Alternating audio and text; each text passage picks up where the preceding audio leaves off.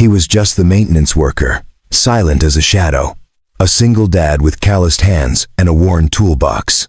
No one at the elite SEAL training facility ever looked twice at him. Not the cocky recruits who threw their gear on freshly cleaned floors. Not the instructors who barked orders from dawn to dusk. He was invisible, forgettable, just another working man, trying to make ends meet while raising his daughter alone. But when the new female commander arrived and caught a fleeting glimpse of the faded tattoo on his forearm during a routine equipment check, everything shattered. That mark, barely visible beneath years of wear and regret, was a symbol she'd seen only once before in a classified intelligence briefing. A symbol that belonged to operators who didn't exist on paper, men who were ghosts. What unfolded next wasn't just a revelation. It was a reckoning of sacrifice, buried honor, and the kind of quiet strength that refuses to be extinguished.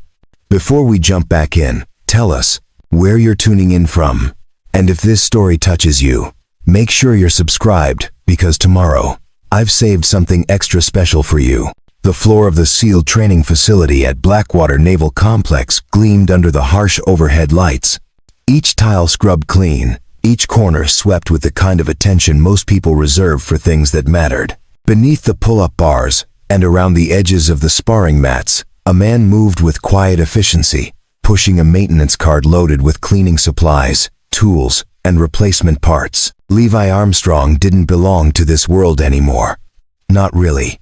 Not the world of midnight operations, encrypted communications, or missions that never made it into official reports. Those days were buried deep, locked away in a part of his mind he'd learned to keep sealed. Now he wore a different uniform, faded work pants, a navy blue maintenance shirt with his name stitched above the pocket, and steel-toed boots that had seen better years. He looked like any other facility worker, invisible to the young warriors who trained here, disposable even. But there was something in the way he carried himself, a stillness that didn't quite fit. His posture was too straight for someone who spent his days fixing broken equipment and mopping up after others. His eyes tracked movement with an alertness that no maintenance training manual could teach. And every step, every turn of his wrench, every adjustment he made to a weight machine had a precision to it. Muscle memory. The kind that came from years of doing very different work. "Yo, old man," a voice called out from across the gym. Water fountains busted again. Levi didn't react to the tone. He simply grabbed his toolbox and walked toward the fountain near the free weights. Cole Palmer, 23 years old and fresh, out of basic underwater demolition training, stood nearby, with his arms crossed and a smirk on his face. A few of his buddies clustered around him, still catching their breath from a brutal circuit session. "Probably needs a whole new system," Cole said loud enough for everyone to hear. "Things older than Grandpa here." Levi knelt down, opened his toolbox, and began inspecting the fountain's valve system. No words, no acknowledgement of the jab, just steady hands and focused eyes. He located the problem within 30 seconds, a loose compression fitting, and had it fixed in less than 2 minutes. He stood, tested the water flow, wiped his hands on a rag, and moved on. Cole snorted. "Man doesn't even talk. Probably forgot how." Behind them, a 315-pound deadlift crashed onto the platform. Music thumped from speakers mounted in the corners. Grunts, laughter, the metallic clang of iron on iron filled the space like a heartbeat. And through it all, Levi Armstrong moved like a current beneath the surface, present but unseen, necessary but unnoticed. What none of them knew, what they couldn't possibly understand, was that Levi's silence wasn't weakness. It was discipline. The kind forged in places where a single sound could mean the difference between life and death. Where patience wasn't a virtue but a survival skill. He wasn't just fixing equipment, he was observing, cataloging. His eyes had already mapped every exit, every blind spot, every reflective surface in the gym. Old habits, the kind that 14 years as a Tier 1 operator had burned into his DNA. Levi had once been part of something most people didn't even know existed. A unit with no official designation, no public record, no medals ceremony. They were called Phantom Protocol. Operators who worked in the spaces between wars, handling threats that couldn't be acknowledged, and eliminating problems that couldn't be solved through conventional channels.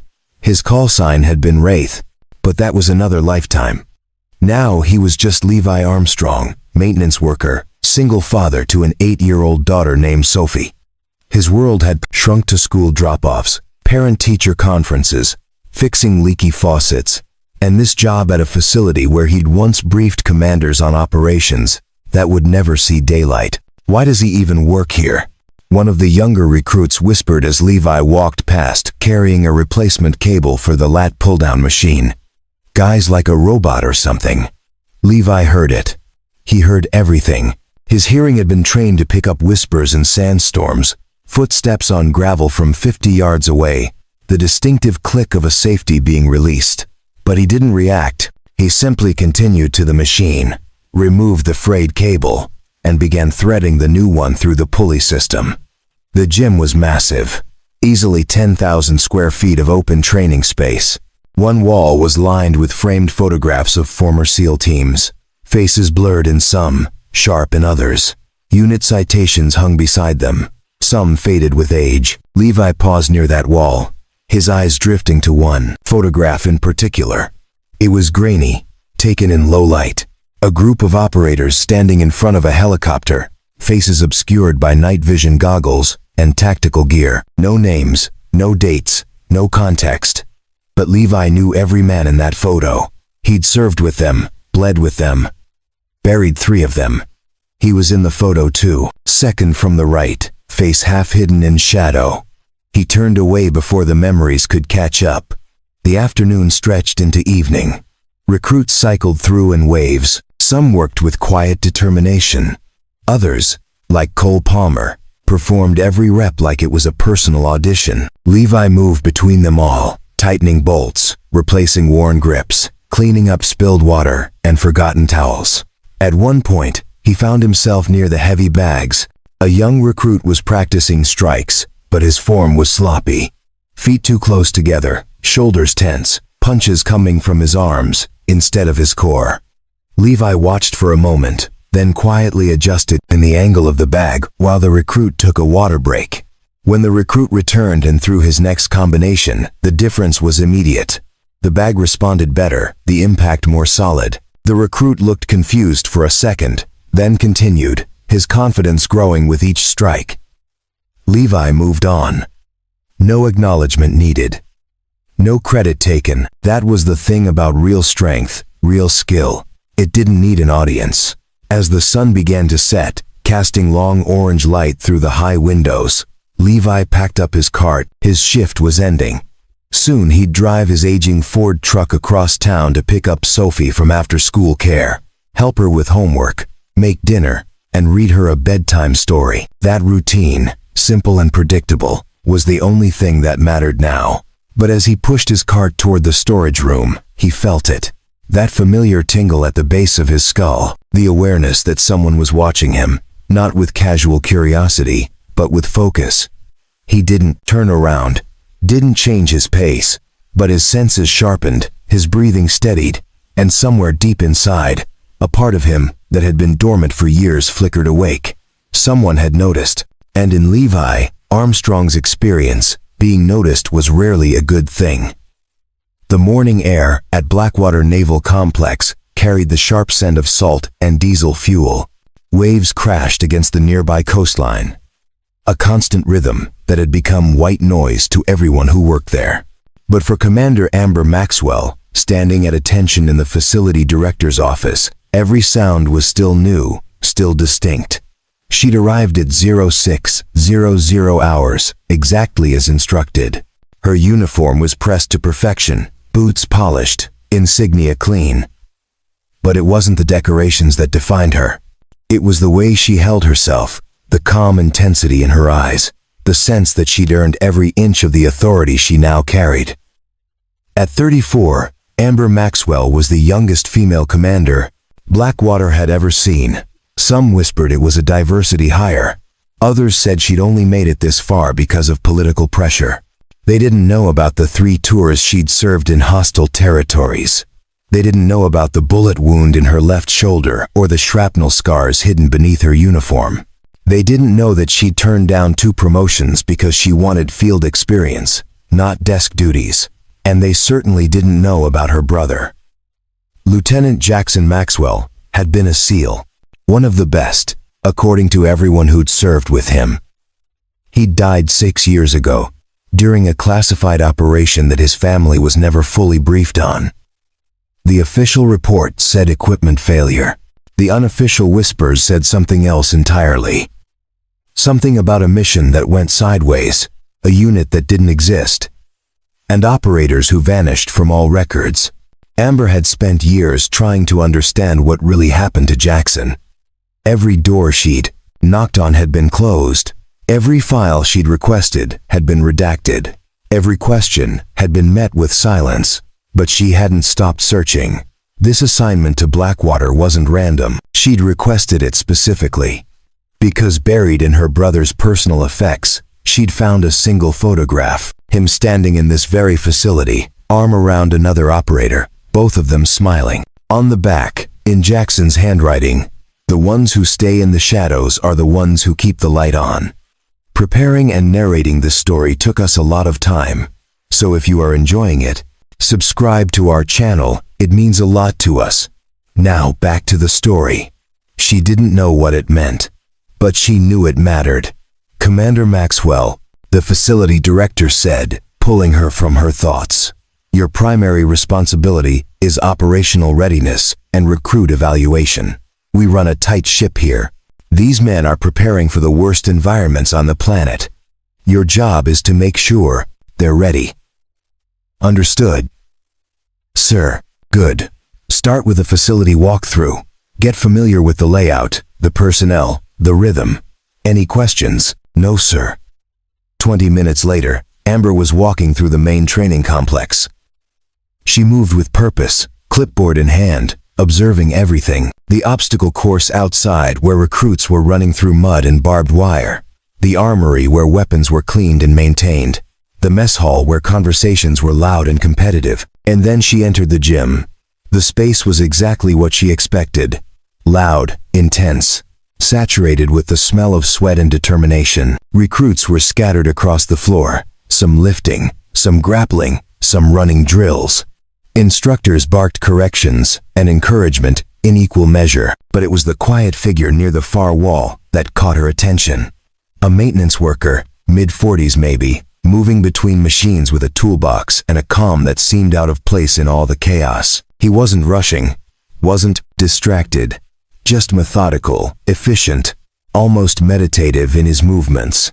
Amber watched as he knelt beside a cable machine, inspecting something. His hands moved with precision, adjusting, tightening, testing. There was a grace to it, a confidence that felt practiced in a way that went beyond simple repair work. She made a mental note and continued her walkthrough. But over the next 2 hours, as she moved through different areas of the facility, she kept seeing him. Fixing a door hinge in the locker room, replacing a light fixture in the hallway, adjusting the tension on a heavy bag. Always quiet, always alone, always moving like he belonged in the space but not to it. By the afternoon, Amber found herself back in the gym. This time she positioned herself near the observation window, watching the floor from an elevated position. Recruits cycled through their training rotations. Instructors evaluated form and endurance. And there he was again, the maintenance worker. She watched as one of the recruits, a cocky kid with too much swagger, deliberately knocked over a water bottle near where the man was working. The liquid spilled across the freshly cleaned floor. The maintenance worker didn't react. He simply walked to his cart, retrieved a mop, and cleaned it up. No frustration, no confrontation, just quiet competence. But it was the way he moved that made Amber's instincts flare. His posture was too controlled, his awareness too sharp. When he bent down to mop, his eyes scanned the room, tracking movement, assessing distance and position. It was subtle, almost imperceptible, but Amber had spent enough time in operational environments to recognize it. That wasn't the behavior of a maintenance worker. That was the behavior of someone trained to survive. She pulled out her phone and opened the facility personnel database. It took her a few minutes to navigate to the civilian contractor list, but eventually she found him. Name: Levi Armstrong. Position: facility maintenance technician. Employment start date: 4 years ago. Prior employment: various contract positions. Military service. None listed. Amber frowned. None listed didn't mean no service. It just meant nothing on record. She made another note and continued watching. Later that evening, after most of the recruits had cleared out, Amber returned to the gym. It was quieter now, just a few stragglers finishing late workouts. Levi Armstrong was still there, wiping down equipment, checking inventory, making sure everything was in order for the next day. Amber approached slowly, her footsteps deliberately audible so as not to startle him. "Excuse me," she said. He turned, his expression neutral, professional. "Yes, ma'am. Something need fixing." His voice was calm, measured. No deference, no nervousness, just steady. "No," Amber said. "I'm Commander Maxwell. New assignment here. Just wanted to introduce myself to key personnel. Levi Armstrong," he said, extending a hand. His grip was firm, controlled. Not trying to prove anything, but not weak either. She noticed the calluses, the small scars across his knuckles, the faint tan line on his ring finger, where a wedding band used to be. "How long have you worked here, Mr. Armstrong?" "About 4 years." "You prior military?" A pause. Just a fraction of a second, but enough for Amber to notice. "Long time ago," he said. "Different life." She nodded. "Well, facility looks good. You do solid work." "Thank you, ma'am." He turned back to his cart, signaling the conversation was over. But as Amber walked away, she couldn't shake the feeling that there was far more to Levi Armstrong than a maintenance job and a toolbox. And somewhere in the back of her mind, a connection was forming, a sense that the shadows her brother had spoken about might be closer than she'd ever imagined. 3 days passed before Amber saw the tattoo. It happened during a routine equipment inspection. She'd been going through the facility's safety protocols, checking that all machinery met current standards. Levi Armstrong had been assigned to accompany her, since he was the one who maintained most of the equipment. They were in the weight room, examining a bench press station that had been flagged for potential frame wear. Levi knelt down to inspect the welds, running his fingers along the joints with practiced ease. "This one's fine," he said. "The report probably came from someone who doesn't know the difference between stress marks and actual fractures." "The frame's solid." Amber made a note on her clipboard. "You have engineering background?" "Picked up a few things over the years." As he reached up to test the bar's rotation, his sleeve shifted. Just for a moment. Just enough. Amber's pen froze mid-stroke. There, on his forearm, partially visible beneath the fabric, was a tattoo. Black ink, faded with age and sun exposure. She could only see a portion of it, but what she saw made her breath catch. A skull with a dagger, through it, wrapped in barbed wire. And beneath it, barely visible, 3 letters. PP. Levi noticed her staring. He quickly adjusted his sleeve, pulling it back down over the mark. "Old mistake," he said casually. "Got it when I was young and stupid." But his tone had changed. Just slightly. The ease was still there, but beneath it was something else. Caution. Amber forced herself to refocus. "Right. We all have those." They finished the inspection in relative silence. Levi answered her questions professionally, but the warmth from earlier conversations had cooled. He knew she'd seen something, and he knew she'd recognized it. That night, alone in her quarters, Amber sat at her desk, with her laptop open. The room was sparse, furnished with only the essentials: a bed, a desk, a small bookshelf. On the shelf, sat a framed photo of her and Jackson, taken years ago during a family vacation. His smile was wide, genuine, the kind that made everyone around him feel safe. She missed him every single day. Amber turned back to her laptop and opened a secure folder she'd been building for years. Inside were scanned documents, photographs, notes from conversations with Jackson's former teammates. Anything she could gather about his final mission. Most of it was fragments. Pieces of a puzzle with half the parts missing. But there was one document she kept coming back to. A partially redacted intelligence brief she'd obtained through a contact who owed her a favor. It detailed a black operations unit that had been active between 2008 and 2015. The unit had no official name in the document, just a designation, Phantom Protocol. Operators in this unit were recruited from various special forces branches. Their missions were never logged in official records. They worked in complete darkness, handling threats that couldn't be publicly acknowledged. And when their service ended, they were given a choice: accept a full identity, reset, and a stipend for silence, or face charges for silence for operations that officially never happened. Most chose silence. The document included a single photograph, taken from a distance, heavily shadowed.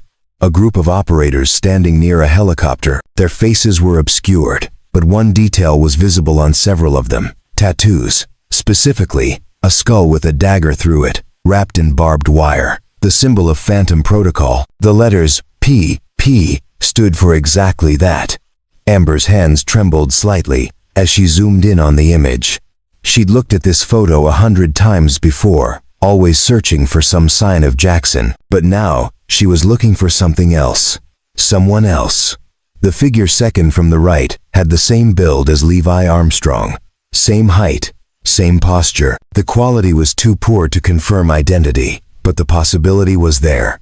She opened another file. This one contained a list of names, all operators believed to have been part of Phantom Protocol. The list had been compiled from whispers, rumors, fragmented records. Most of the names were redacted or marked as Kaya. But one name stood out. Armstrong, L. Status. Presumed Kaya. Operation Sandstorm. 2014. Amber's heart pounded. She clicked on the entry, but there was almost nothing. Just a date, a location that had been blacked out, and a single line of text. Operator Armstrong remained behind to ensure team extraction. No contact established post-mission. Body not recovered. She sat back in her chair, mind racing. Levi Armstrong wasn't just a maintenance worker. He was a ghost, a man who'd officially died 11 years ago, but was somehow here, alive, fixing cable machines and mopping floors. The question was, why? The next morning, Amber requested Levi's full employment file from Human Resources. The records clerk, an older woman named Patricia who'd worked at Blackwater for 20 years, handed over the folder without question. Amber took it back to her office and spread the contents across her desk. Employment application. Standard background check. References from previous contract jobs, all of which checked out. Tax records. Emergency contact information. A single name.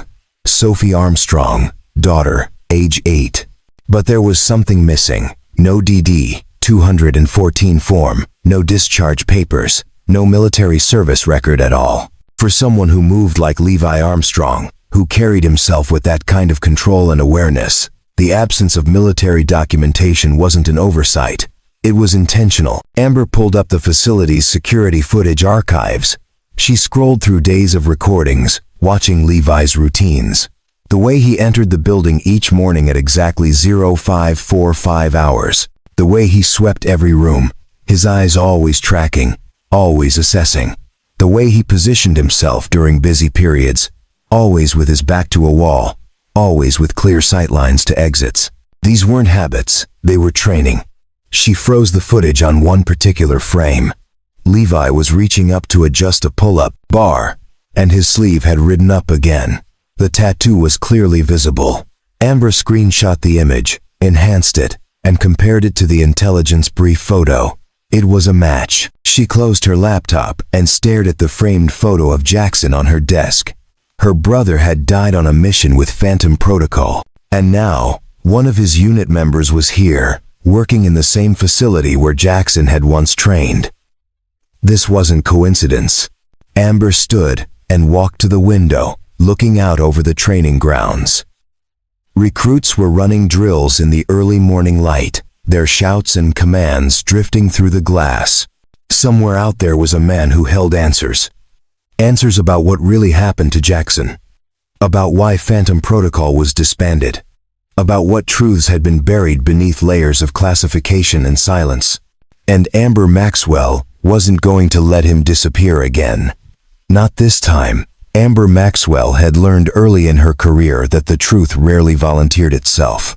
It had to be hunted, cornered, and extracted from the shadows where it preferred to hide.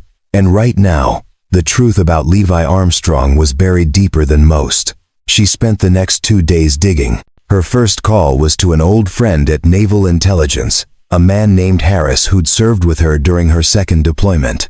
They'd kept in touch over the years, trading favors when they could, respecting boundaries when they couldn't. "I need information on a unit," Amber said, keeping her voice low despite being alone in her office. "Phantom Protocol, operated between 2008 and 2015. There was a long pause on the other end. Then Harris's voice came back, careful and measured. "That's not a name I've heard in a long time. What's your interest?" "Personal," Amber said. "My brother." Another pause. "Jackson Maxwell?" "Yes." Harris exhaled slowly. "Amber, that whole operation was sealed. Not just classified, sealed. The kind of seal that comes with career-ending consequences for anyone who tries to break it." "I'm not asking you to break anything," Amber said. "I just need context, background, things that wouldn't compromise active operations." "There are no active operations," Harris said quietly. "Phantom Protocol was disbanded in 2015. The unit was officially dissolved, and every operator was either reassigned, retired, or marked as KIA. Why was it disbanded? That's above my clearance," Harris said. "But the rumors, and I'm telling you this as a friend, not as an intelligence officer, the rumors say there was a mission that went wrong, bad intel, maybe a setup. The unit lost half its operators in a single night. After that, Command decided the program was too risky, too much liability." Amber's throat tightened. "Jackson died in that mission, didn't he?" "I can't confirm that," Harris said. "But if he was Phantom Protocol, and if he died in 2014, then yes, that timeline matches." She closed her eyes, steadying herself. "What about the survivors? The ones who made it out?" "Most of them took the deal," Harris said. "Clean break. New identity. Stipend for life. In exchange for silence. A few refused and were dishonorably discharged on fabricated charges. Command needed deniability, and they got it. Do you have names?" "No. And even if I did, I couldn't share them." "Amber, you're asking me to hand you a list of ghosts. These men don't exist anymore, not on paper. If you found one, the best thing you can do is leave him alone." "What if I can't?" she asked. Harris was quiet for a long moment. "Then be careful, because if he stayed hidden this long, there's a reason, and digging into that reason might put both of you in danger." The call ended, and Amber sat in silence, staring at her desk. She understood the warning, understood the risks, but she'd come too far to turn back now. That evening, she made another call. This one to her father, Admiral Theodore Maxwell, retired, answered on the third ring. His voice was gruff, weathered by decades of service and the cigar habit he'd never fully quit. "Amber, this is a surprise." "Hi, Dad. Do you have a few minutes?" "For you, always." She hesitated, choosing her words carefully. "I need to ask you about Jackson." A heavy sigh. "Sweetheart, we've been over this. I've told you everything I know."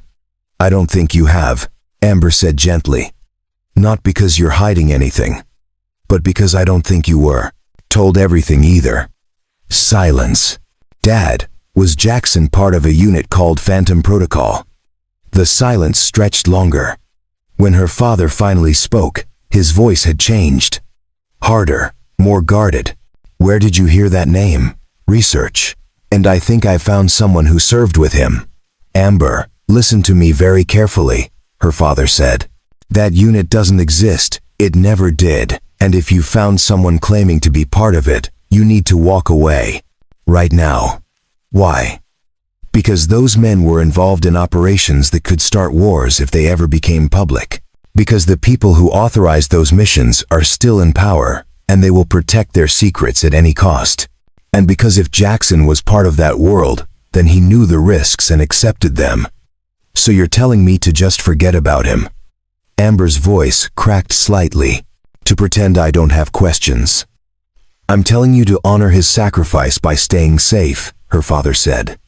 Jackson wouldn't want you putting yourself in danger for answers that won't bring him back. Amber wiped her eyes. What if the answers could help someone else? Someone who's still alive? Her father was quiet for a long time. When he spoke again, his voice was softer. Then you do what you think is right. But you do it smart, and you remember that the men who survive that life, they survive by staying invisible. If you force them into the light, you might destroy the only peace they've managed to find.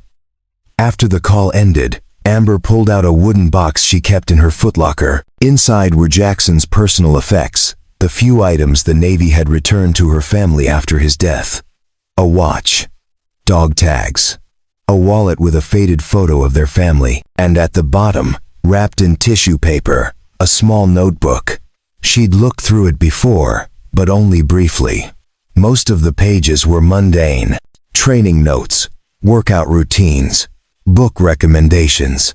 But near the back, written in Jackson's distinctive handwriting, was a list of names. Most were crossed out, but 3 remained. One of them was Armstrong Wraith. The one who stayed Amber's hand trembled as she traced the words. Jackson had known Levi, had served with him. And whatever had happened on that final mission, Levi had been there. The pieces were falling into place, but the picture they formed was still incomplete. The next morning, Amber positioned herself in the gym during the early training session. She watched Levi move through his routine, this time with different eyes. She noticed how he never stood with his back to an open space. How his hands were always free, never holding tools in a way that would slow his reaction time.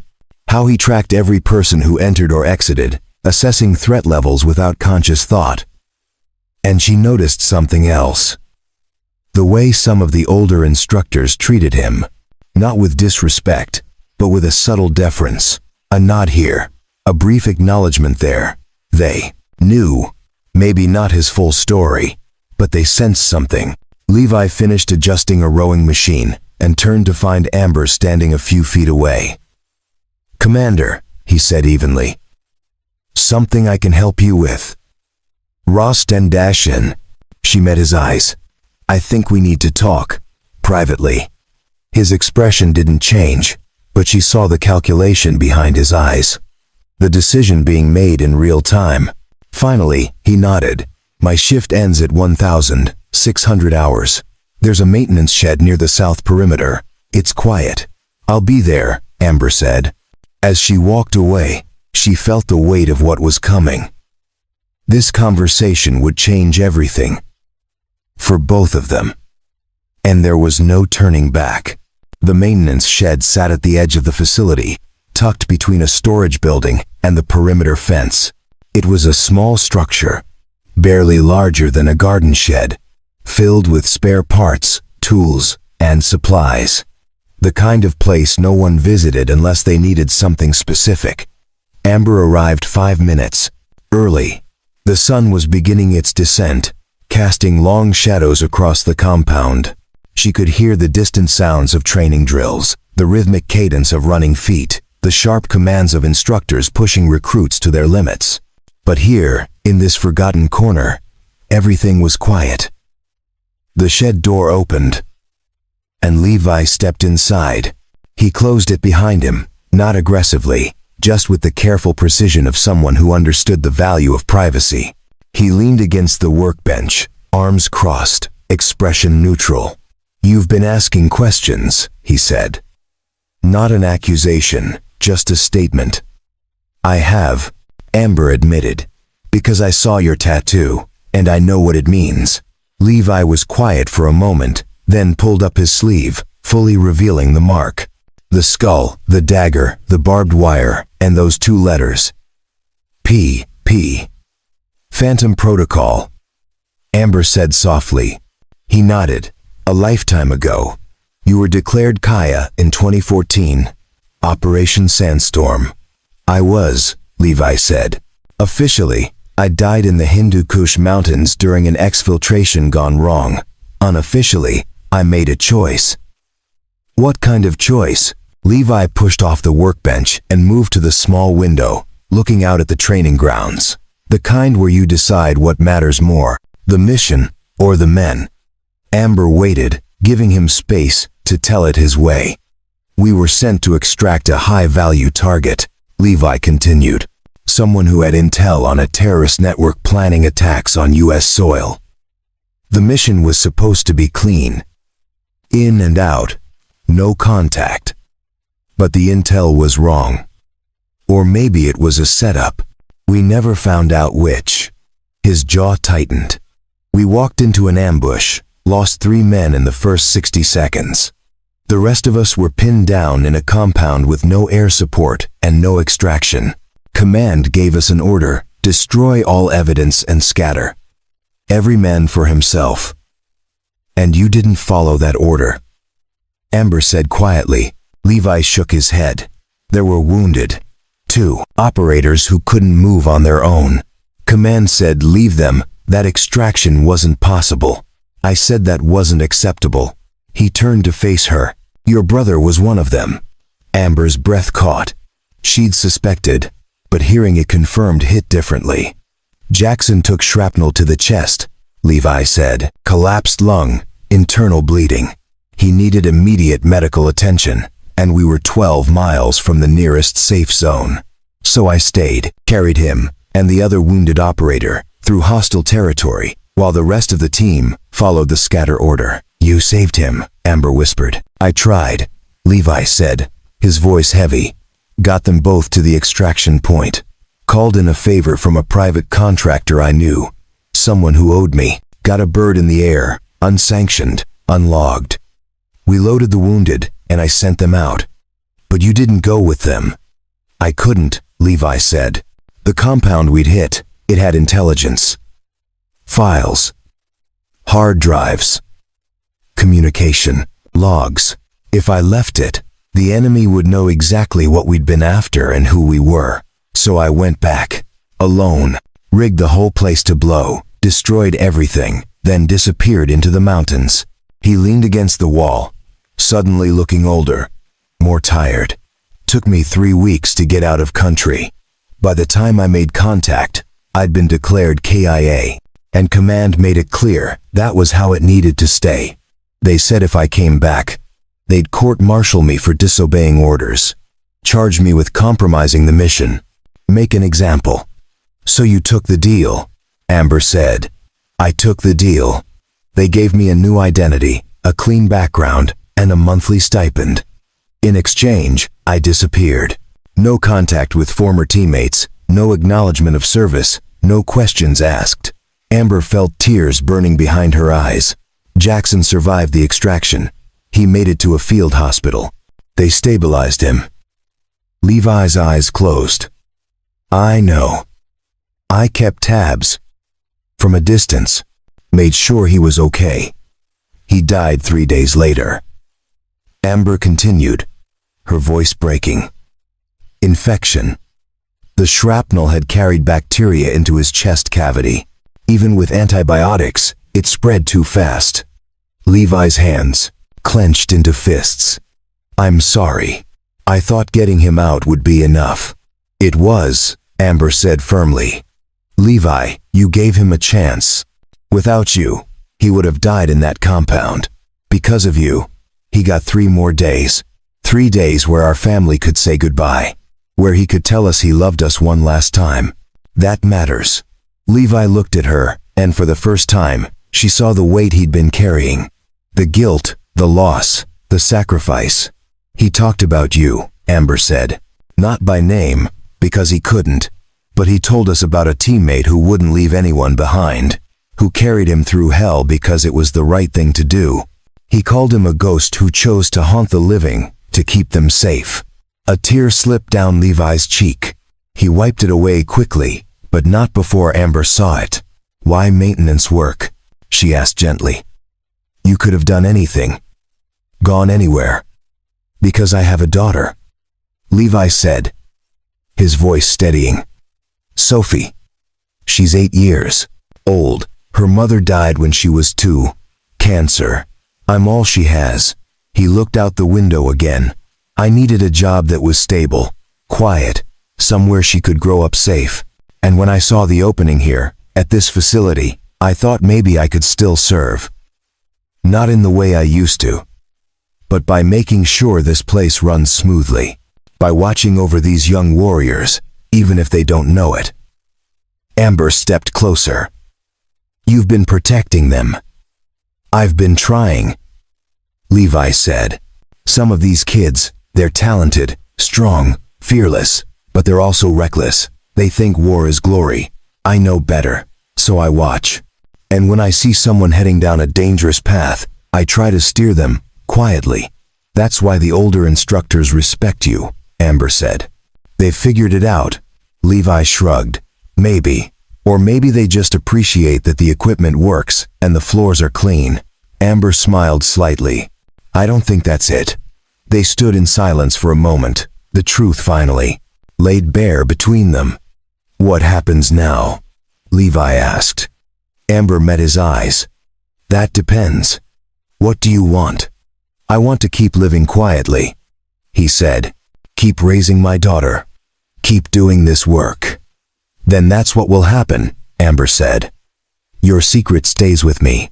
But Levi, you should know something. What? You're not invisible anymore, she said softly.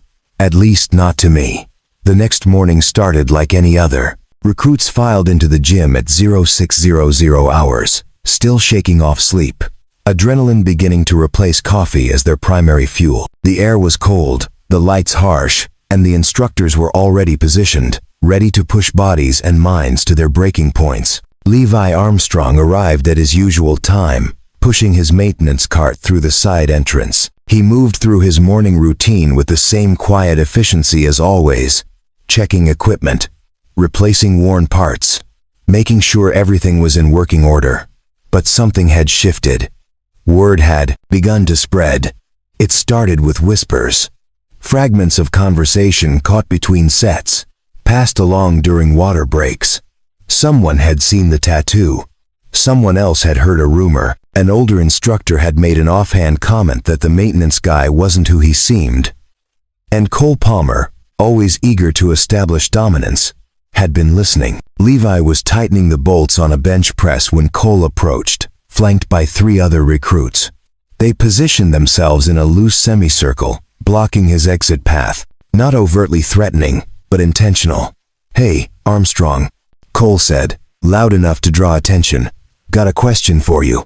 Levi continued working. What's that? Someone said you used to be military. That true? Levi paused, then resumed tightening the bolt. Long time ago. What branch? Navy. Cole smirked. Navy. Huh? So you were, what? A cook? A desk pusher? Because I'm trying to figure out how someone with actual combat experience ends up pushing a mop for a living. A few nearby recruits stopped their workouts, sensing tension. Levi set down his wrench and stood slowly. He was several inches shorter than Cole, older, and without the obvious muscle mass that came from daily training. But there was something in the way he held himself, a stillness that made the space around him feel heavier. I did my time, Levi said calmly. Then I moved on. Moved on to what? Cole pressed. Minimum wage and sweeping floors? Man, that's depressing. What happened? You wash out. No, Levi said. I got out before I turned into someone who measured his worth by how loud he could talk. The gym went quiet. A few recruits suppressed smiles. Cole's face flushed.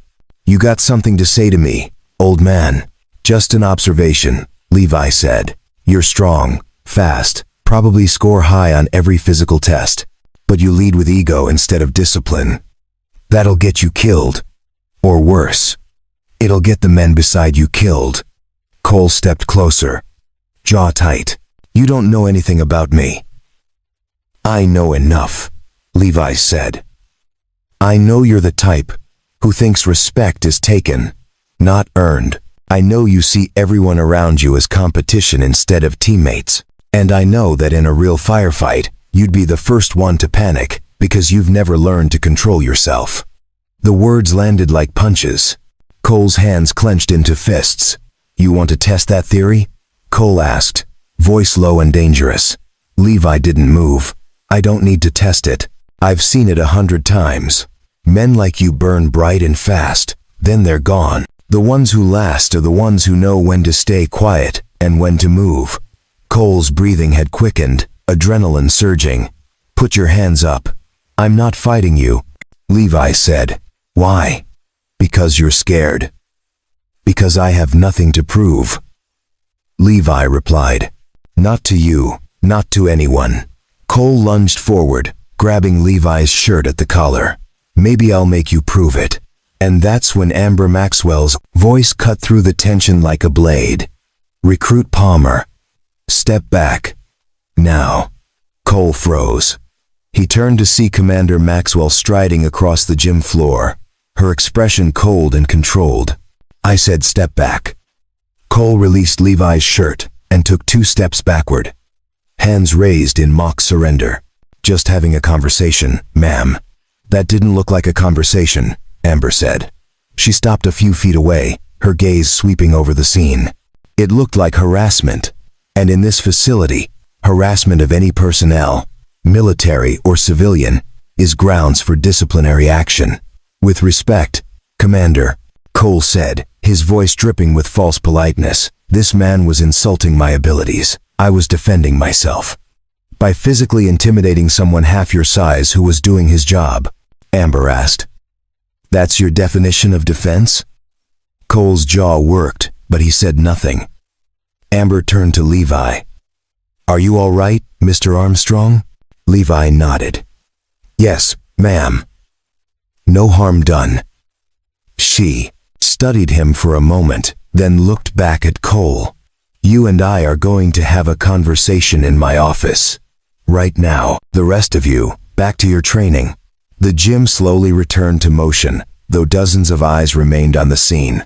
As Cole followed Amber toward the exit, he shot one last look back at Levi. It wasn't anger anymore. It was something worse. Wounded pride mixed with a promise that this wasn't over. Later that afternoon, Levi was restocking supplies in the equipment room when Amber found him. You handled that well, she said from the doorway. Levi looked up from the inventory checklist. I've handled worse. I know, Amber said. But you shouldn't have to. Not here. It's fine, Levi said. Kids like Cole, they're testing boundaries. It's part of the process. Maybe, Amber said. But I'm not going to let them use you as a target. Levi set down the clipboard. Commander, I appreciate what you did today. But I don't need protection. I can take care of myself. I know you can, Amber said. But you shouldn't have to prove it every day just to do your job in peace. She stepped into the room, lowering her voice. Cole's been put on notice. One more incident, and he's gone from the program. But I need to know something. Are you okay with staying? Because if this is going to keep happening, if your presence here is going to create ongoing problems, we can find another solution. Levi was quiet for a moment, considering. Then he shook his head. I'm not leaving. This job matters to me. And maybe, in some small way, me being here matters to these recruits, even if they don't realize it yet. Amber nodded. All right, then we do it your way. But if things escalate, If anyone crosses a line, you tell me. Deal? Deal, Levi said. As Amber turned to leave, Levi called after her, Commander, thank you for standing up for me. She paused at the doorway and looked back. That's what leaders do, Levi. They protect the people who matter. And, whether you want to admit it or not, you matter here. Then she was gone, leaving Levi alone with his thoughts and the quiet certainty that his invisible days were truly over. The incident with Cole Palmer should have been the end of it. A warning issued. Boundaries set. Order restored. But in a facility filled with young warriors who thrived on competition and gossip, nothing stayed buried for long.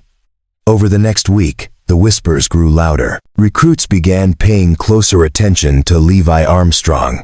They watched the way he moved, the precision in his work, the calm that never broke regardless of circumstance. Some started asking questions to the older instructors, probing for information about the quiet maintenance worker who seemed too composed, too aware. And then someone found the photograph. It happened during a routine cleaning of the facility's archive room. A dusty space filled with old training records, unit photos, and memorabilia from decades of operations. One of the recruits, a young operator named Hunter Tate, had been assigned to organize and digitize some of the older materials. He was scanning through boxes of photographs when he found it. A faded image from 2012, taken during a joint training exercise. In the background, barely visible, was a group of operators in unmarked gear. No insignia, no unit identification, just faces and weapons. But one of those faces looked familiar.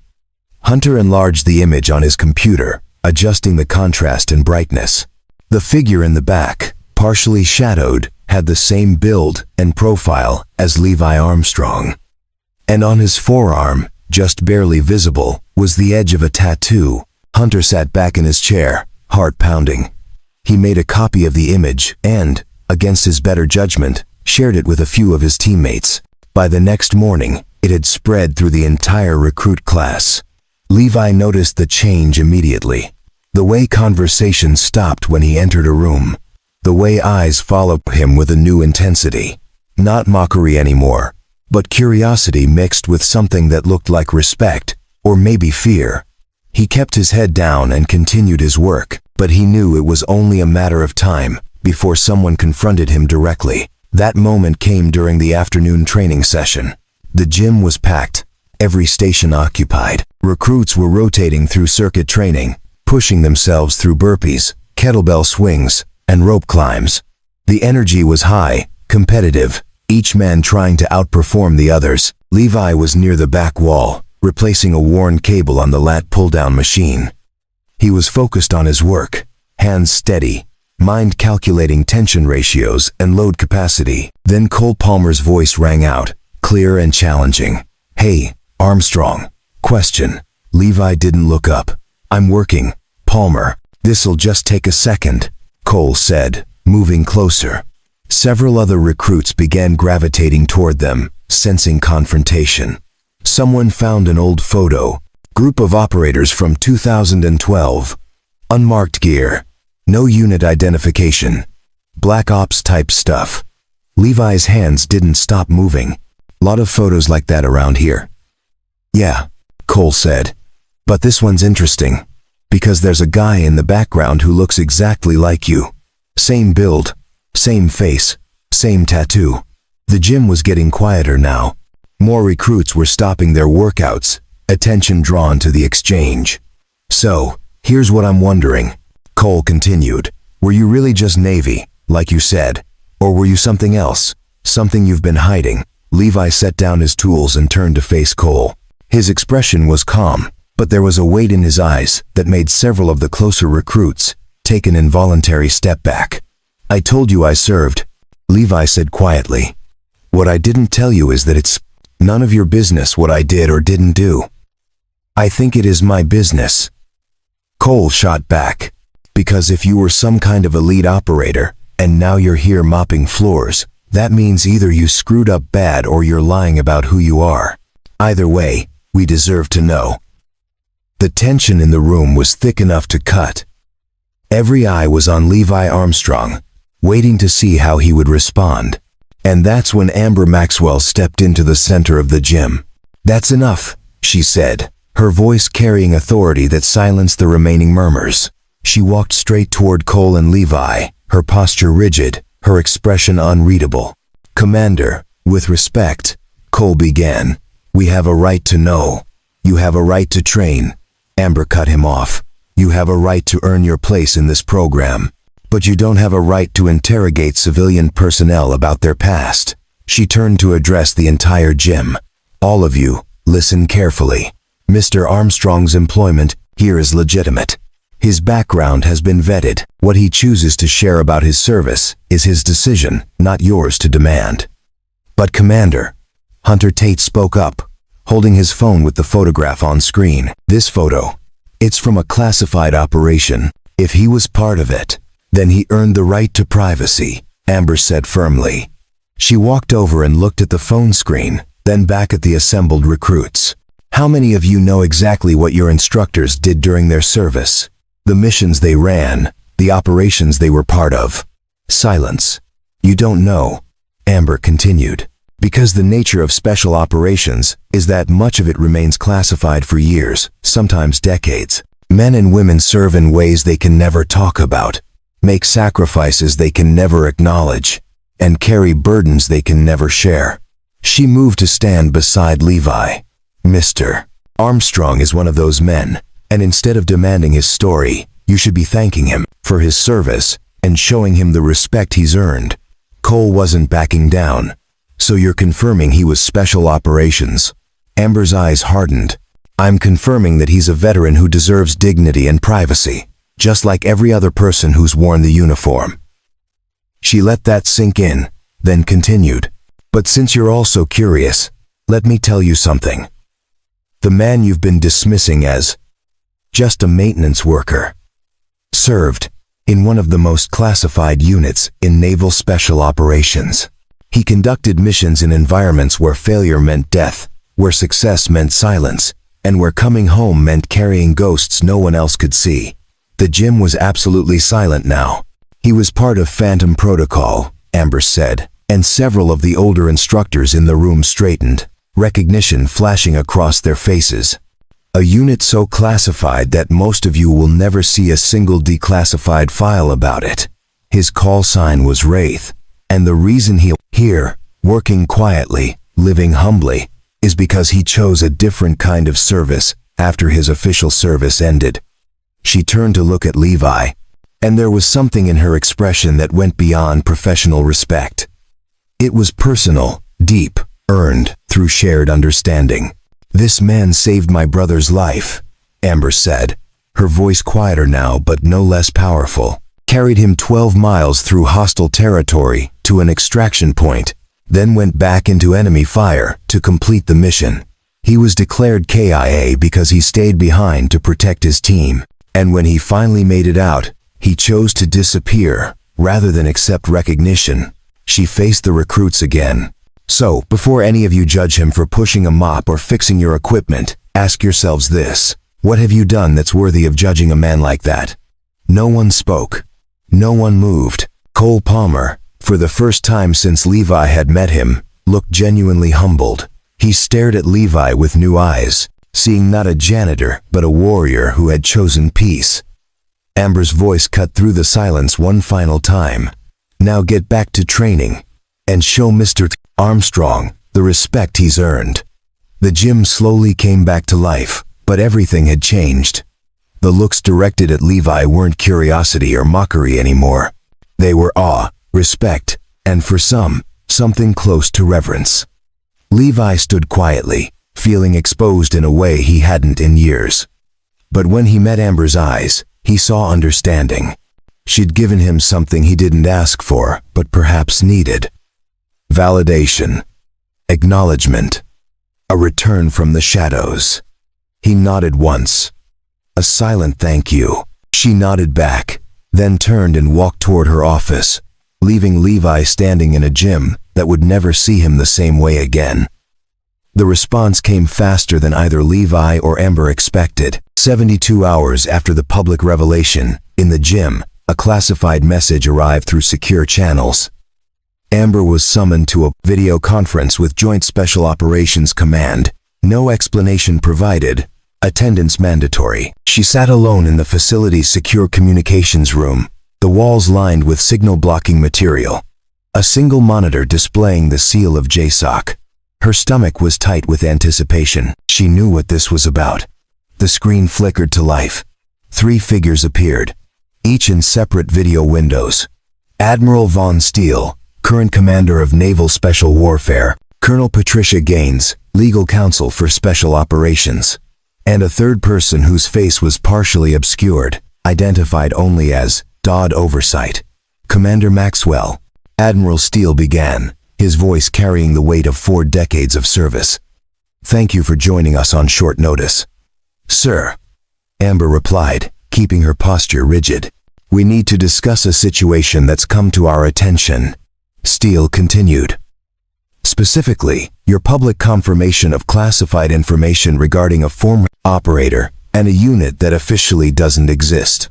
Amber had prepared for this. Sir, I revealed only what was necessary to maintain order and morale within my command. The situation was escalating, and you exposed a protected identity. Colonel Gaines interrupted, her tone sharp and precise. Mr.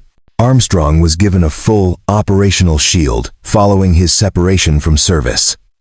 That shield included anonymity, background reconstruction, and legal protection from disclosure. By confirming his past, you've potentially violated federal statutes regarding classified operations. With respect, Colonel, Amber said. Mr. Armstrong's identity was already compromised. A photograph had been circulated among the recruits. Questions were being asked. I made a command decision to control the narrative before it spiraled into something that could have caused greater security concerns. The third figure, DoD Oversight, spoke for the first time. The voice was digitally altered, gender indistinguishable. Commander, the issue isn't whether you had reasons. The issue is precedent. If we allow one commander to declassify protected personnel at will, the entire system of operational security collapses. I didn't declassify him, Amber countered. I acknowledged his service in the broadest possible terms. I revealed no mission details, no operational specifics, no compromising intelligence. I simply confirmed that he was a veteran worthy of respect. Admiral Steele leaned forward slightly. Commander, I need you to understand the position you've put us in. Phantom Protocol was dissolved specifically because it became a political liability. The operations that unit conducted, if they ever became public, would generate congressional hearings, international incidents, and potentially criminal prosecutions. I understand that, sir. Do you? Colonel Gaines asked. Because right now, there are over 60 recruits at your facility who know that a Phantom Protocol operator is working among them. That information will spread. It always does. And when it does, we'll have reporters asking questions, politicians demanding answers, and enemies of this nation targeting anyone associated with that unit. Amber felt her resolve hardening. Then perhaps the system is broken, Colonel. Perhaps the problem isn't that I confirmed Mr. Armstrong's service, but that we built a structure where heroes have to hide in shame while politicians take credit for their sacrifices. The room fell silent. She'd crossed a line, spoken a truth that everyone knew, but no one acknowledged. Admiral Steele's expression remained neutral, but something flickered in his eyes. Respect. Maybe. Or recognition of a younger version of himself.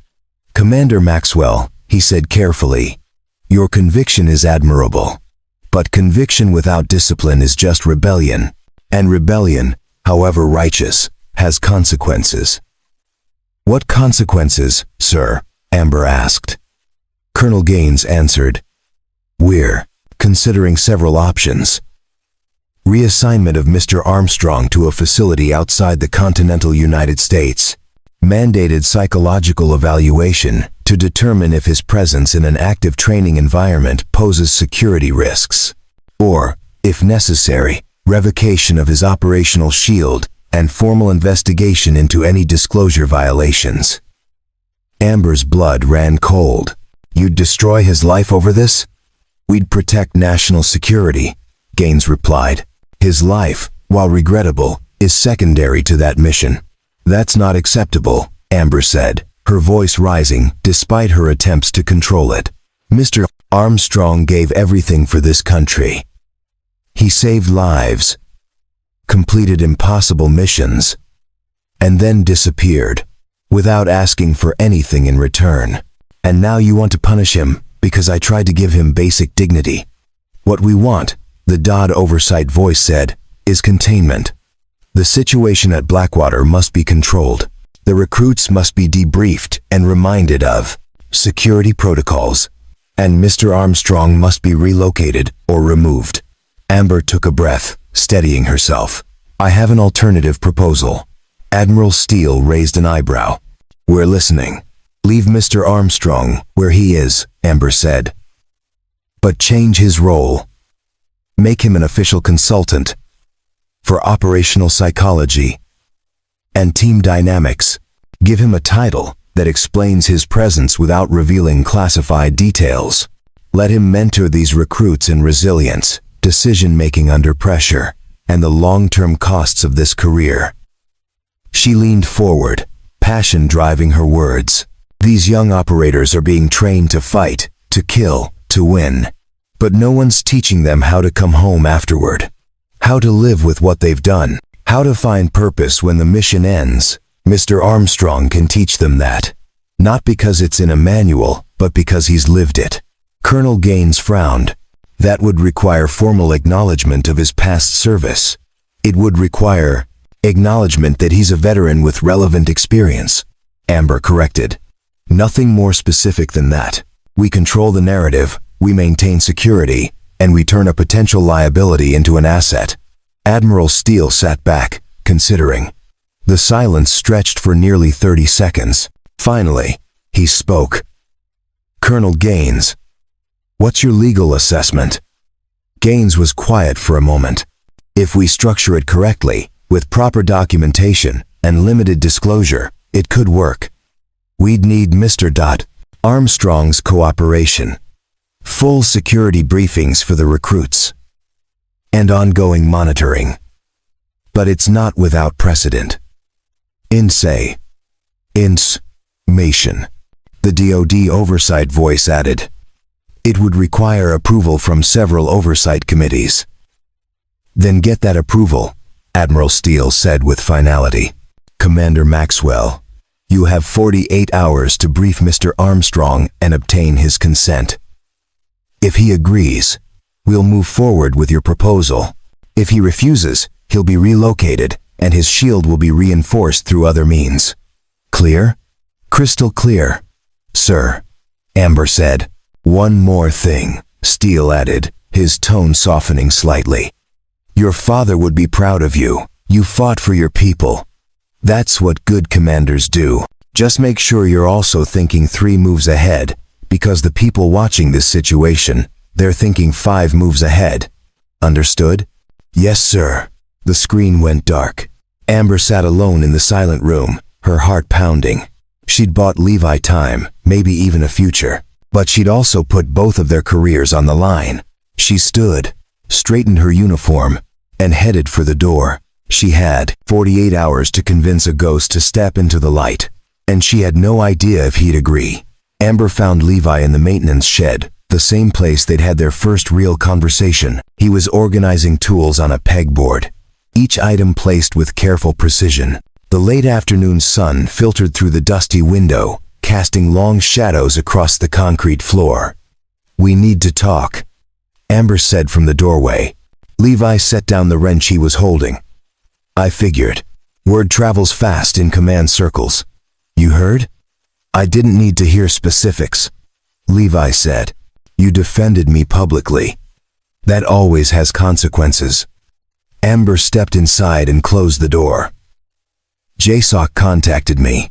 They're not happy about the disclosure. I could have told you that, Levi said without judgment. What do they want? Initially, they wanted you relocated or investigated, possibly both. Levi nodded slowly, absorbing this. And now I've bought us an option, Amber said. But it requires your agreement, and I need to be honest with you. It's going to change your life here. She explained the proposal. The consultant role, the formal mentorship position, the structure that would allow him to work openly with recruits while maintaining operational security. Levi listened, without interrupting, his expression unreadable. When she finished, silence filled the shed. Levi walked to the window and looked out at the training grounds where young warriors were running obstacle courses, their shouts and grunts carrying on the wind. You're asking me to step out of the shadows, he said finally. I'm offering you a chance to serve differently, Amber replied. These recruits, they're being forged into weapons. But no one's teaching them how to be human afterward. You can do that. What if I say no? Levi asked. Then they relocate you, probably overseas, somewhere far from Sophie. You'd still have your stipend, still have your anonymity, but you'd lose this. The stability, this proximity to your daughter, this community. Levi's jaw tightened at the mention of his daughter. Sophie was everything to him. The reason he'd survived, the reason he'd chosen peace over violence, the reason he got up every morning. How much would I have to reveal? He asked. Nothing specific, Amber said. No mission details, no operational intelligence, just your experience.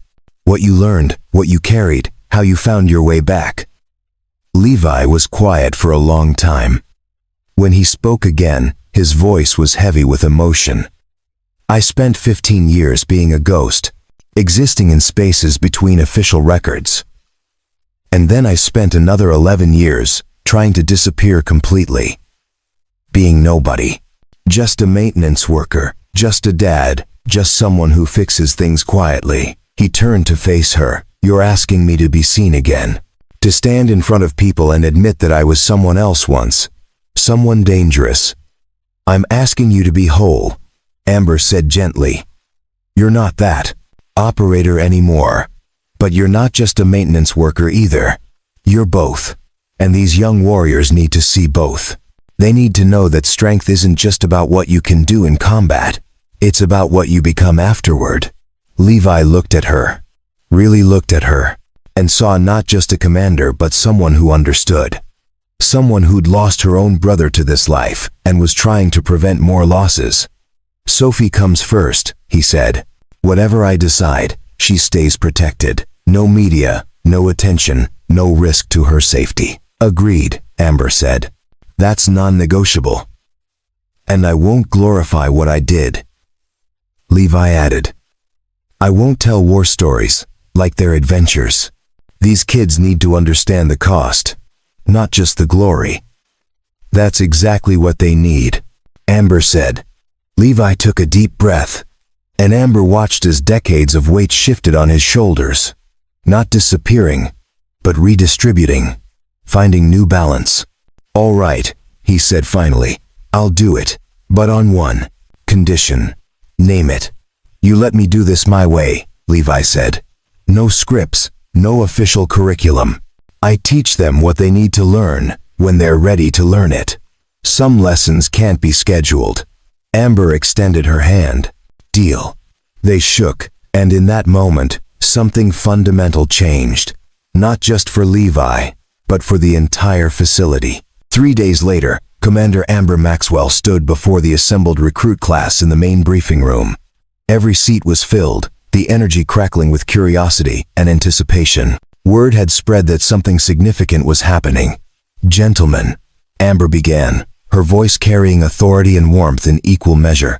This facility has always prided itself on producing the finest warriors in the world. We push your bodies, sharpen your minds, and forge you into operators capable of handling the impossible.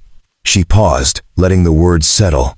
But we've been missing something. We've been so focused on making you deadly that we forgot to teach you how to live, how to carry what you'll see and do, how to come home when the fighting stops. She gestured to the side door, which is why I'm introducing a new component to your training. Starting next week, you'll participate in resilience workshops led by someone who has actual experience with the long-term costs of this career. The door opened, and Levi Armstrong walked in, not in his maintenance uniform, but in simple civilian clothes, a dark polo shirt, and khaki pants. He looked the same, yet somehow different, more present, more solid, like he was occupying space instead of moving through it. Some of the recruits straightened. Others exchanged glances. Cole Palmer, sitting in the third row, looked down at his hands. "This is Levi Armstrong," Amber continued, "formerly of Naval Special Operations, specifically a classified unit I've already acknowledged. He's not here to train you in tactics or weapons. You have instructors for that. He's here to prepare you for something harder, surviving what comes after." She looked at Levi, giving him the floor. Levi stepped forward, his eyes scanning the room. When he spoke, his voice was calm but carried weight. "I'm not going to tell you war stories," he said. "I'm not going to describe operations or missions. What I'm going to teach you is something no manual covers. How to make decisions when every option is terrible. How to lead when you're more scared than the people following you. How to carry loss without letting it destroy you." He paused. "And most importantly, how to remember that the goal isn't just to survive combat. It's to survive what comes after combat.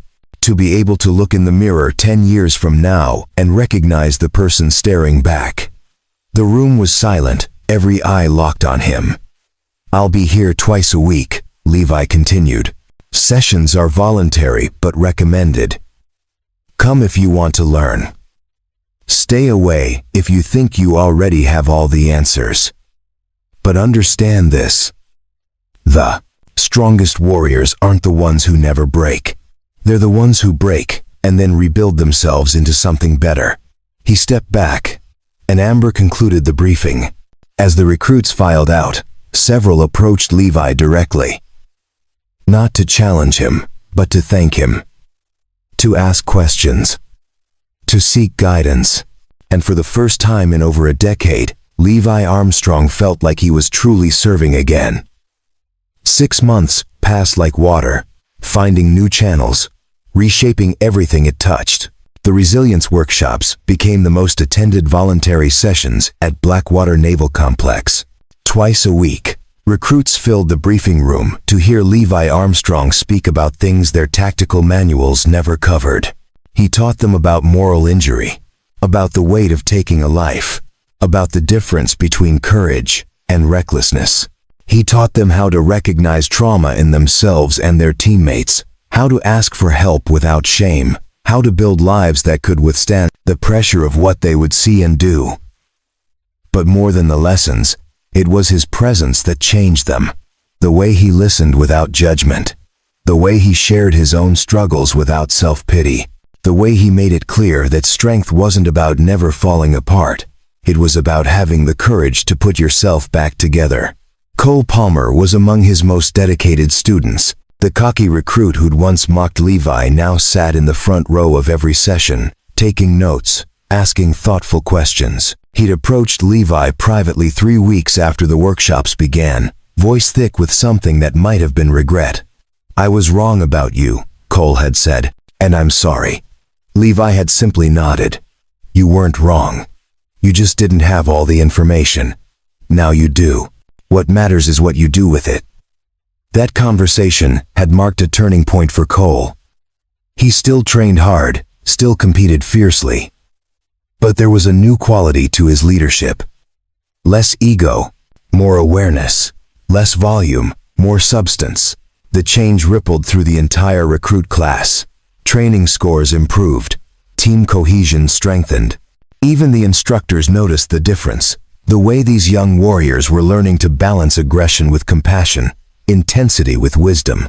And through it all, Levi Armstrong found something he'd thought was lost forever: purpose without violence, service without sacrifice of self. On a cool evening in late October, Amber stood on the observation deck overlooking the training grounds. The sun was setting, painting the sky in shades of orange and purple. Below, recruits were finishing evening PT, their cadence calls carrying on the wind. She heard footsteps behind her and turned to find Levi approaching. He'd changed from his teaching clothes into jeans and a worn jacket, ready to head home to Sophie. "Commander," he said with a slight smile. Over the months, their professional relationship had deepened into something that felt like friendship, though neither had named it. "Levi," she replied. "Good session today." "Better than good," he said, joining her at the railing. Hunter Tate opened up about some trauma from his father's deployment. First time he's talked about it with anyone. The other recruits listened, shared their own experiences. It was real. Amber smiled. "You're doing important work." "We're doing important work," Levi corrected. "This wouldn't have happened without you. You risked your career to give me this chance." "I'd do it again," Amber said simply. They stood in comfortable silence, watching the sun descend. Then Amber reached into her jacket and pulled out an envelope. It was weathered, the edges soft with age. "I found something," she said, handing it to him. "Going through more of Jackson's effects. My father sent me a box last month. Things he'd kept that he thought I should have." Levi took the envelope carefully. His name was written on the front in handwriting he recognized immediately. "Jackson Maxwell's." "He wrote this?" Levi asked, his voice rough. 3 days before he died," Amber said. "He must have known the infection was spreading. He gave it to the field hospital chaplain with instructions to deliver it if anyone ever found you." Levi's hands trembled slightly as he opened the envelope and unfolded the single page inside. "Wraith, if you're reading this, someone found you. I hope that means you made it out, found peace, built something worth living for. You deserve that more than any of us. I don't remember much from that extraction. Pain, dust, your voice telling me to stay awake. But I remember the moment I understood you weren't leaving. Command had given the order to scatter, and you looked at me and said, 'Not without you.' Those 3 words saved my life. I know how this world works. I know they'll bury you in paperwork and secrecy, call you a ghost and pretend you never existed. But I need you to know something. You existed to me. You exist to everyone you saved. We carry you with us, whether the official records acknowledge it or not. If my sister finds you, and I think she will because she's stubborn like that, please tell her I wasn't afraid at the end. Tell her I got to come home because of you. And tell her that the best warriors aren't the ones who fight the hardest. They're the ones who know what they're fighting for. You taught me that. Thank you for carrying me. Thank you for staying. And thank you for whatever life you built after. You earned every moment of peace. Semper Fi." Jackson Levi finished reading and had to turn away, pressing the heels of his hands against his eyes. Amber gave him space, her own tears falling silently. When he finally turned back, his voice was thick. "I thought I was too late. I thought saving him just meant he died somewhere else." "You gave him 3 more days," Amber said. 3 days where he could write letters, say goodbye, tell our family he loved us. 3 days where he wasn't alone in that compound. That's not too late, Levi. That's everything. He folded the letter carefully and held it to his chest. "I don't know how to thank you for this." "You already have," Amber said. "Every recruit you help, every lesson you teach, every time you show these warriors that coming home is possible, you're honoring Jackson. You're making sure his sacrifice meant something." Levi looked at her, and something passed between them. Recognition, understanding, connection. 2 people who'd lost pieces of themselves to war and were learning to be whole again. "Sophie's been asking about you," Levi said after a moment. "Wants to know if you'd come to dinner sometime. She's making her famous spaghetti, which is mostly sauce and enthusiasm." Amber smiled, wiping her eyes. "I'd like that." "Saturday," Levi offered. "Saturday," Amber confirmed. As they walked together toward the parking lot, Levi felt lighter than he had in years. Not because the weight was gone, but because he'd learned to carry it differently. With help, with purpose, with hope. His truck was parked near the facility entrance. Before getting in, he turned back one last time to look at the compound. The gym where he'd once mopped floors in silence. The briefing room where he now taught warriors how to stay human. The grounds where young operators trained for battles they couldn't imagine. This place had given him back his life. Not the one he'd lost, but a new one. Better in ways he was still discovering. He climbed into his truck and drove toward home, toward Sophie, toward a future that finally felt possible. And behind him, Commander Amber Maxwell stood watching until his taillights disappeared. A smile on her face and her brother's letter pressed against her heart. The ghosts had finally found peace, not by disappearing, but by learning to walk in the light. Together. 2 years later, the ceremony was held outdoors on a clear spring morning. Rows of white chairs faced a temporary stage erected on the training grounds at Blackwater Naval Complex. The air carried the scent of fresh-cut grass and salt from the nearby ocean. Families filled the seats, some in their finest clothes, others in military dress uniforms passed down through generations. Levi Armstrong stood backstage, adjusting the collar of his button-down shirt. He wasn't used to formal events, preferred the background to the spotlight, but today was different. Today mattered. "You ready?" Amber asked, appearing beside him. She wore her dress uniform, ribbons and insignia gleaming in the sunlight. Over the past 2 years, she'd been promoted to executive officer of the entire Naval Special Warfare Training Command. Her leadership had become legendary, her approach to warrior development studied and replicated across multiple facilities. "As ready as I'll ever be," Levi said, managing a slight smile. "Sophie here?" Amber asked. "Front row, center. Wouldn't miss it." Amber squeezed his hand briefly, a gesture that had become natural between them. Their relationship had evolved slowly, carefully, built on mutual respect and shared understanding. They hadn't rushed anything, both carrying too much history to take connection lightly, but what had grown between them was solid, real, something that felt like home. The ceremony began with the national anthem. Then Admiral Von Steele took the stage, the same officer who'd initially questioned Amber's decision to reveal Levi's past. Time and results had changed his perspective entirely. 2 years ago, Steele began, his voice carrying across the assembled crowd. This facility introduced an experimental program, resilience training led by a former operator who understood the true cost of service. Some in command thought it was unnecessary. Others thought it would make our warriors soft. He paused, scanning the audience. They were all wrong. Steele detailed the statistics. Decreased attrition rates. Improved team cohesion scores.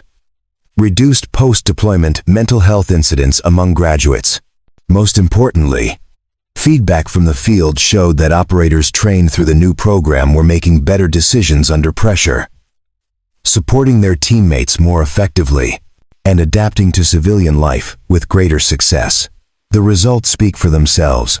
Steele continued, which is why I'm pleased to announce that the resilience program pioneered here at Blackwater will now be implemented across all Naval Special Warfare training facilities.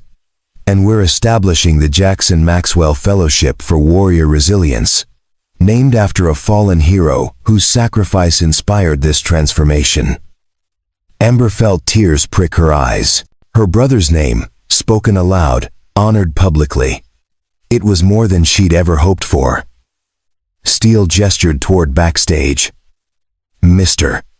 Levi Armstrong, please join me." Levi walked onto the stage, blinking in the bright sunlight. The audience applauded, but it was the sight of Sophie in the front row, beaming with pride, that steadied him. Beside her sat Amber's father, retired Admiral Theodore Maxwell, who offered Levi a respectful nod. Steele shook Levi's hand, then presented him with a framed certificate, in recognition of exceptional service to Naval Special Warfare, for pioneering methods in warrior resilience and psychological readiness, and for demonstrating that true strength includes the courage to be vulnerable. We present you with the Admiral Stockdale Leadership Award. The applause grew louder. Levi accepted the certificate, throat tight with emotion.